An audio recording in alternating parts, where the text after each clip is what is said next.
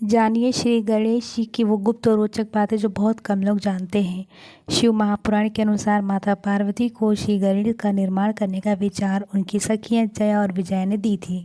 जया विजया ने पार्वती से कहा कि नंदी आदि सभी गण सिर्फ महादेव की आज्ञा का पालन करते हैं, अतः आपको भी एक गण की रचना करनी चाहिए जो सिर्फ आपकी आज्ञा का पालन करे। इस प्रकार विचार आने पर माता पार्वती ने श्री गणेश की रचना अपने शरीर के मैल से की। नंबर 2, शिव महापुराण के अनुसार श्री गणेश के शरीर का रंग लाल और हरा है। श्री गणेश को जो दुर्वा चढ़ाई जाती है वह जड़त रहित 12 अंगुल लंबी और 3 गांठों वाली होनी चाहिए। ऐसी 101 या 121 दुर्वा से श्री गणेश की पूजा करनी चाहिए। नंबर 3, ब्रह्मवैवर्त पुराण के अनुसार माता पार्वती ने पुत्र प्राप्ति के लिए पुण्यक नामक व्रत किया था।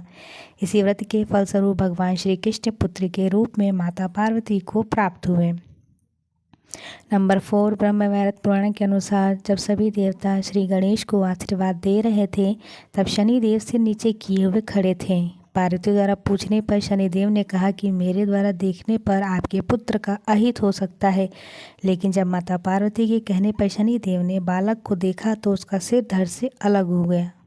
नंबर 5, ब्रह्मवैवर्त पुराण के अनुसार जब शनिदेव द्वारा देखने पर माता पार्वती के पुत्र मस्तक कट गया तो भगवान श्री हरि गरुड़ के सवार होकर उत्तर दिशा की ओर गए और पुष्पभद्रा नदी के तट पर हथनी के साथ सो रहे एक गज बालक का सिर काट कर ले आए।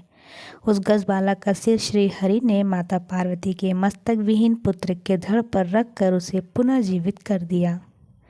नंबर 6, ब्रह्मवैवर्त पुराण के अनुसार एक बार किसी कारणवश भगवान शिव ने क्रोध में आकर सूर्य पर त्रिशूल से प्रहार किया। इस प्रहार से सूर्यदेव चेतनाहीन हो गए। सूर्यदेव के पिता कश्यप ने जब यह देखा तो उन्होंने क्रोध में आकर शिव जी को श्राप दिया कि जिस प्रकार आज तुम्हारे त्रिशूल से मेरे पुत्र का शरीर नष्ट हुआ है, उसी प्रकार तुम्हारे पुत्र का मस्तक भी कट जाएगा। इसी श्राप के फलस्वरूप भगवान श्री गणेश के मस्तक कटने की घटना हुई। जानिए श्री गणेश की वो गुप्त रोचक बातें जो बहुत कम लोग जानते हैं।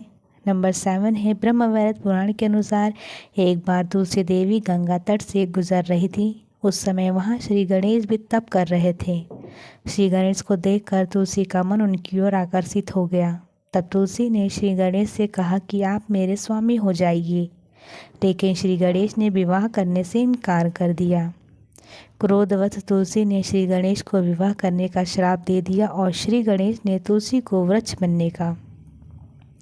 नंबर 8, शिव महापुराण के अनुसार श्री गणेश का विवाह प्रजापति विश्वरूप की पुत्रियां सिद्धि और बुद्धि से हुआ है। श्री गणेश के 2 पुत्र हैं, इनके नाम क्षेत्र तथा लाभ हैं। 9वां है, शिव महापुराण के अनुसार जब भगवान शिव त्रिपुर का नाश करने जा रहे थे तब आकाशवाणी हुई कि जब तक आप श्री गणेश का पूजन नहीं करेंगे तब तक तीनों पुरों का संहार नहीं कर सकेंगे। तब भगवान शिव ने भद्रकाली को बुलाकर गजानन का पूजन किया और युद्ध में विजय प्राप्त की। नंबर 10, ब्रह्मवैवर्त पुराण के अनुसार एक बार परशुराम जब भगवान शिव के दर्शन करने कैलाश पहुँचे तो भगवान ध्यान में थे। तब श्री गणेश ने परशुराम जी को भगवान शिव से मिलने नहीं दिया। इस बात से क्रोधित होकर परशुराम जी ने फरसे से श्री गणेश पर वार किया। वह फरसा स्वयं भगवान शिव ने परशुराम को दिया था। श्री गणेश उस फरसे का वार खाली नहीं होने देना चाहते थे, इसलिए उन्होंने उस फरसे का वार अपने दांत पर झेल लिया, जिसके कारण उनका एक दांत टूट गया। तभी से उन्हें एकदंत भी कहा जाता है।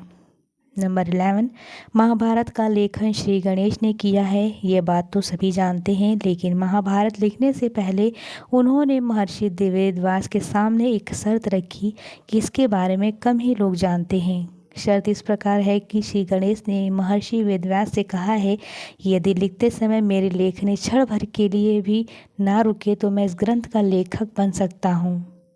तब महर्षि वेदव्यास ने शर्त मान ली और श्री गणेश से कहा कि मैं जो भी बोलूँ आप उसे बिना समझे मत लिखना। तब वेदव्यास जी बीच बीच में कुछ ऐसे श्लोक बोलते गए कि उन्हें समझने में श्री गणेश को थोड़ा समय लगा। इस बीच महर्षि वेदव्यास अन्य काम कर लेते थे।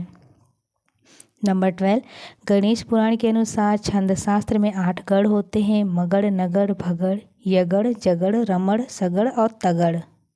इनके अधिष्ठात्री देवी देवता होने के कारण भी गणेश की संज्ञा दी गई है। अक्षरों के गढ़ भी कहा जाता है। इनके ईश होने के कारण इन्हें गणेश कहा जाता है, इसलिए वे विद्या बुद्धि के दाता भी कहे गए हैं।